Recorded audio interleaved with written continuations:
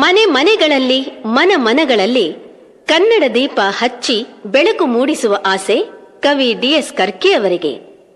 ಕಲ್ಪನೆಯ ಕಣ್ಣು ಹರಿಯುವ ತನಕ ದೀಪದ ಬೆಳಕು ಬೀರಬೇಕು. ಹಿರಿಯರು ಗಳಿಸಿದ ಹೆಸರನ್ನು ಉಳಿಸಲು ಎಲ್ಲರೂ ಒಂದುಗೂಡಿ ಕನ್ನಡ ದೀಪ ಹಚ್ಚಿ ಮಾಂಗಲ್ಯ ಗೀತೆ ಹಾಡೇವು ಎನ್ನುತ್ತಾರೆ ಕವಿ.